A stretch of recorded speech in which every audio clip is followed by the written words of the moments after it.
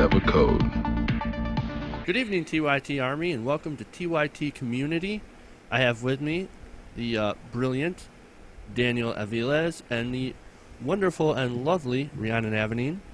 Today we're going to talk about a couple of videos, one including Robert Reich, and the next we're going to poke a little bit of fun at Marco Rubio and his epic water break. But first we want to get into to poverty. So as you know, President Obama introduced a way to, or a plan to increase the minimum wage. Rhi, why don't you take it from here? Yes, as probably most of you know by now, President Obama in his State of the Union address pronounced that he has every intention of getting the minimum wage raised to $9 an hour, which is much higher than it is in most of the states. In most of the states, 31 states right now, the federal minimum wage is at $7.25 an hour, which amounts to, if you work 40 hours a week every week without vacation time, without sick days, the maximum that you can earn is $15,000 a year, and that's before you payroll taxes. And of course, that is not a living wage, that's a poverty wage. So $9 an hour would not bring most people out of poverty that are in poverty right now, but it would certainly help, and it's a starting point. And he also proposed indexing that rate so that it keeps up with inflation and rises automatically after that. So we could see a rise in minimum wage up to and exceeding $9.80 an hour before 2014. So I'm going to open this up for discussion, and let's talk about, maybe we can talk about the benefits of raising minimum wage, because there's a lot of rumors going around that it's just going to cause more harm than it is good. Well, I'm glad that you mentioned that. Well, first I want to say that it's a start, but it's not nearly enough. I mean, yeah, you know, people are going to be like, oh, you guys are just, you know, you libs are out trying to destroy business, and you guys are selfish. You want more and more and more. But right. There's a chart out there, and if you've seen this, Think Progress has a great chart that showed that, you know, on minimum wage as it is right now, how many hours one would have to work to be able to afford a two-bedroom apartment. And right. as you can see, most of them right now is like 70 hours, 44 hours. It's a great chart by Think Progress. So you wanted to say something, Rhi? Yeah, in no state in the country is it possible to live off of minimum wage, even when the state minimum wage is actually higher than the federal minimum wage. The highest minimum wage in the country right now is $9.13 an hour, and that's in Washington State. Washington's kind of got their shit together. I mean, you know, they got the highest minimum wage, and then they get to smoke pot. Yeah, they legalized marijuana. I believe they've improved their school system very much over the last few years as well. Well, that's great, and of course it's the opposite of what we're doing in most parts of the country, especially the South right now. Sorry to beat up on you people from the South. I used to live in Washington State, and they actually gone through great lengths to improve their environmental quality over there, including reducing logging by a decent amount. Right? That's progress for you. Starting to make Washington State look a lot more appealing. Oh, and it's also fair to note that tipped employees usually get paid only $2.13 an hour. That's the federal minimum wage for tipped employees that make more than $30 a month in tips. So, and that hasn't changed in 20 years. That's amazing. You know, I never thought that the people who served our food. That is different in the state of California, that's for certain, and Washington. Yeah. They're not allowed to have that. They cannot include tips into the minimum wage standard. They have to legally pay them the $8 and X amount of cents an hour. They cannot include their tips in the minimum wage in the state of California and in Oregon and in Washington. That's very popular in central United States and the South, but not in the Northeast.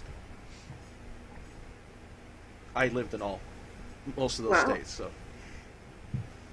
So you have a pretty good, you have a pretty unique perspective. You've been everywhere. Yeah. Right. I've been everywhere. And if minimum wage had risen at the same rate as economic inflation, then we'd be making $10.58 an hour right now.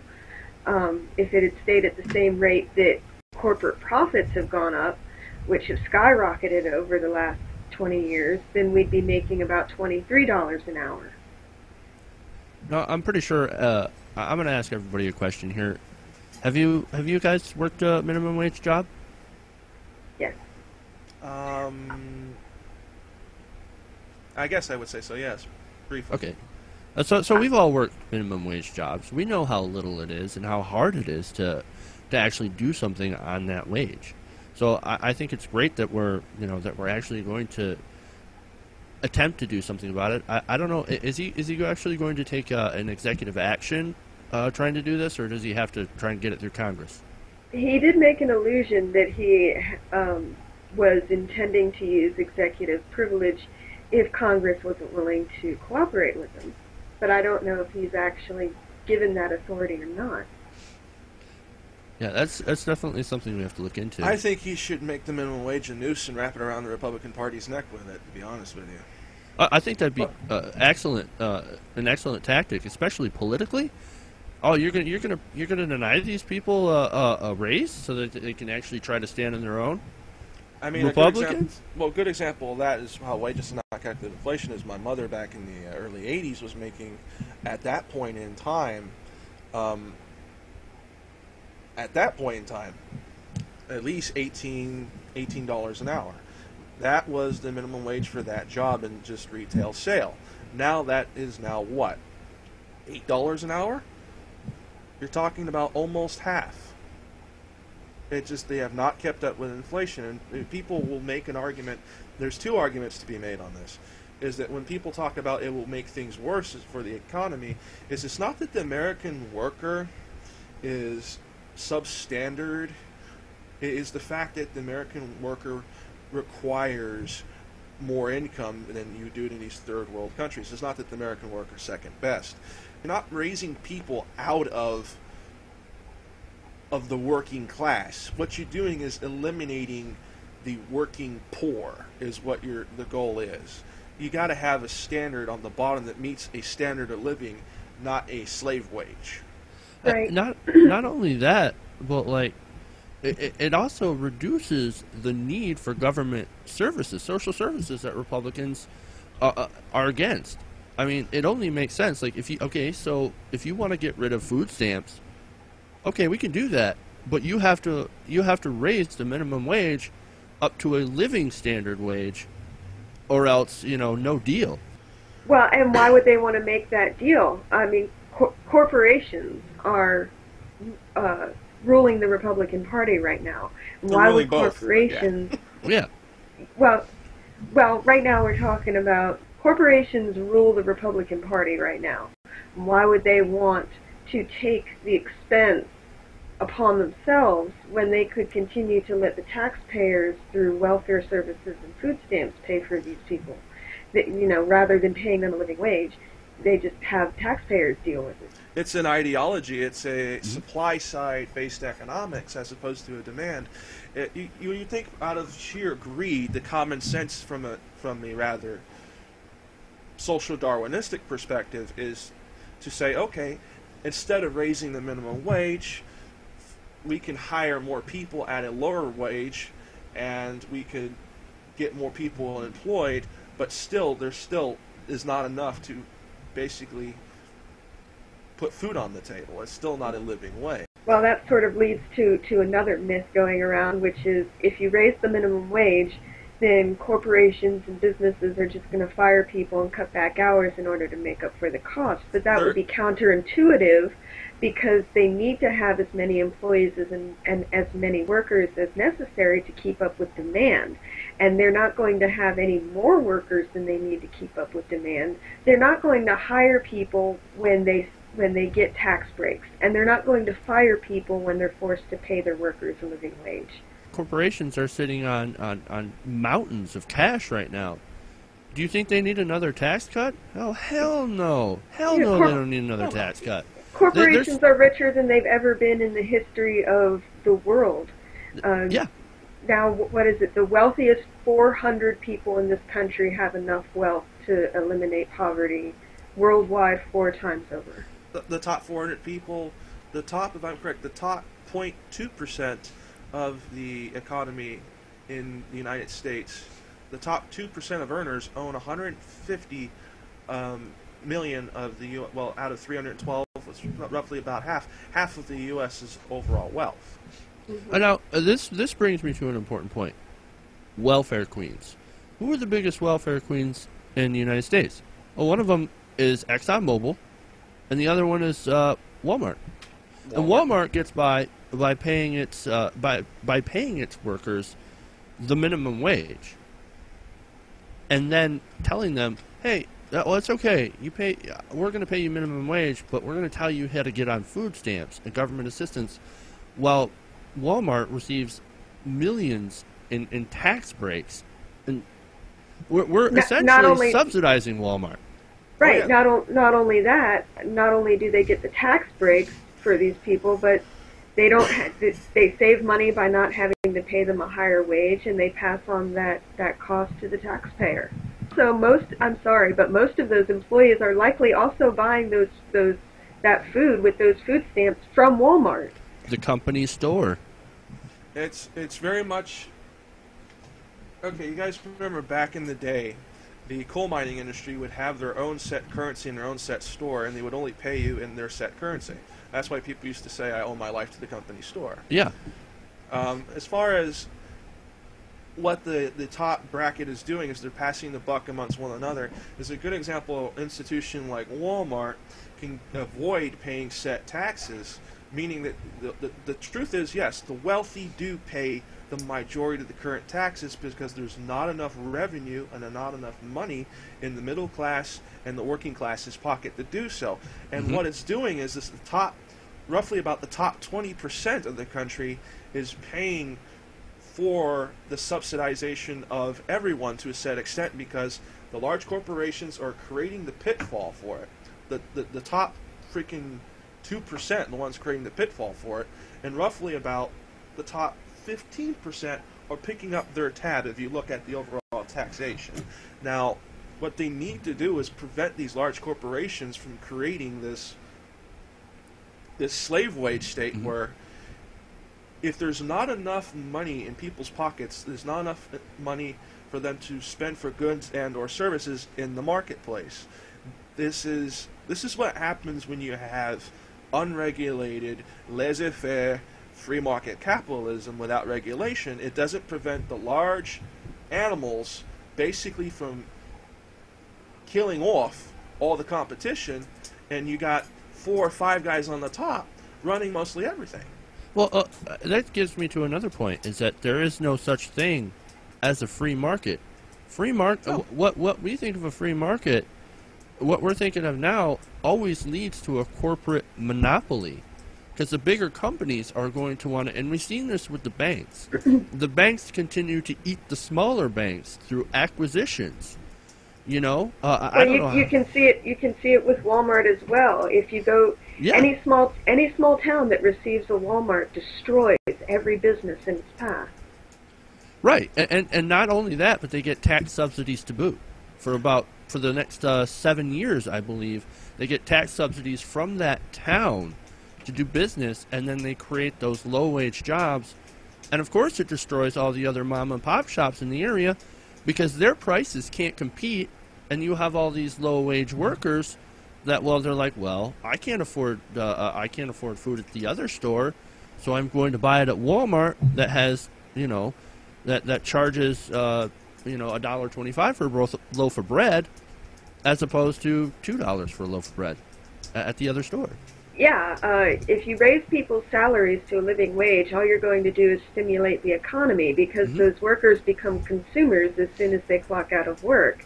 If people can afford to buy more products, then you're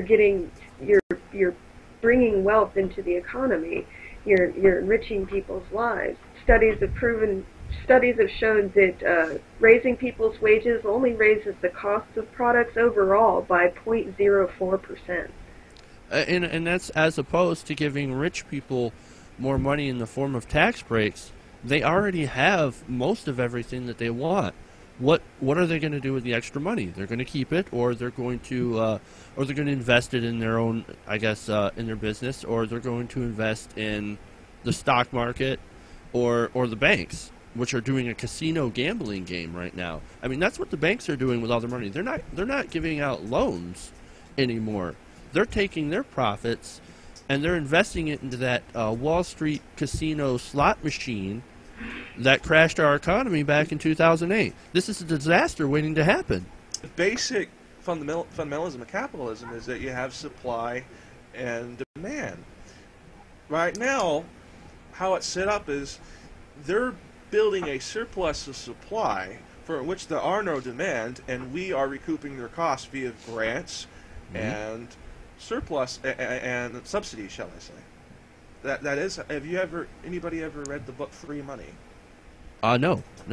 Okay, in that book, it describes, based on a tier-based system, based on the income and the nature of the corporation, grants that are available to you from the federal government to hire people that are either disabled, of set ethnicity, and how you can outsource your work overseas and collect a tax break.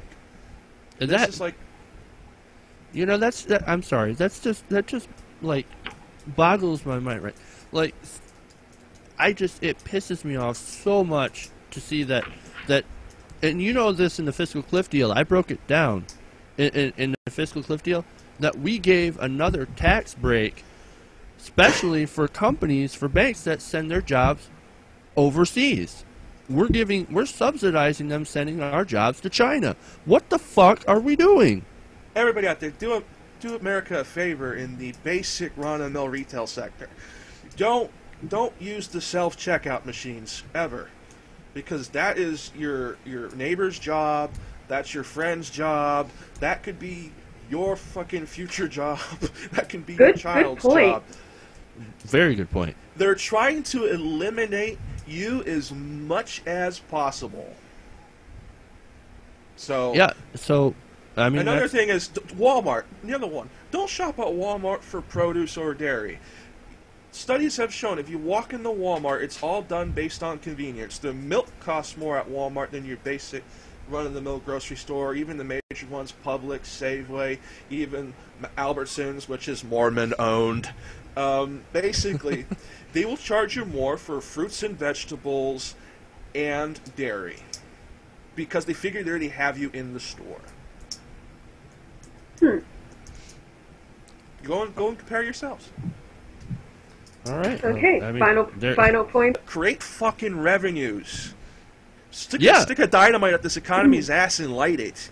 Build some infrastructure. Put people to work. I mean, can we learn from FDR and World War II? Yeah, okay. Exactly. 100%. I agree with this guy. Me too. Okay, I'm going to wrap this up. There you have it. We need to raise the minimum wage. We need to accept this $9 an hour raise. We need to index that rate so that it keeps up with inflation from this point forward. And $9 needs to be a starting point, not an ending point.